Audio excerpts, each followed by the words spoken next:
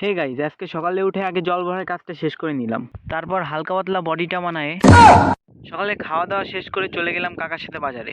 তো বেশিরভাগ সময় আমি যাওয়ার ভিডিওটা করতে পারি না, কারণ গাড়িটা আমি চালাই। তো বাজারের মধ্যে দিয়ে গাড়িটা কাকা চালাচ্ছিল, তাই ভিডিওটা আমি করতে পারলাম। আর ব্যাপারটা হচ্ছে কি, আজকে তোমাদের অনেক অনেক অনেক বিনোদন দিতে পারতাম, শুধু আমার ফোনে চার্জ ছিল না, বাজারের মধ্যে যে ফোনটা বন্ধ হয়ে গেছিল।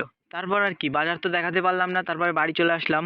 আর বাড়ি এসে যখন আমি নির্জন মাঠে গান শুনছিলাম, তখন আমার কাছে একটা কল আসলো। ছি ছি ছি রে নুনি ছি, ছি ছি ছি রে নুনি ছি রে ছি রে ছি। হ্যালো হ্যালো, আমি থানা থেকে বলছি। তোর জন্য দুটো মুরগি কেস স্যার, মুরগি কেস মানে? মানে তুই মুরগি চুরি করেছিস, তার কেস এসছে। স্যার, কিন্তু আমি তো চুরি করিনি। ওই কথা আদালতে যেয়ে বলবি। আচ্ছা স্যার, কোনোভাবে কি ওঠানো যায় না কেসটা? হ্যাঁ, ওঠানোর চেষ্টা করতে পারি যদি তুই কিছু টাকা দিস। স্যার, কত টাকা লাগবে বলুন? 25 টাকা লাগবে, 25 টাকা। স্যার, কিন্তু আমার কাছে তো 22 টাকাই আছে। ওই ভিখারির বাংলায় পড়লাম। হ্যাঁ, ওটা নিয়ে চলে আয়। ঠিক আছে স্যার, কখন যাইতে হবে? মাঝরাত্রে আয়। স্যার, মাঝরাতে যে কি হবে? কালকে আয়, কালকে, গাধার কথা। ঠিক আছে স্যার। কোন বাবার ছেলে যে আমার নামে কেস করছে তাকে আমি পরে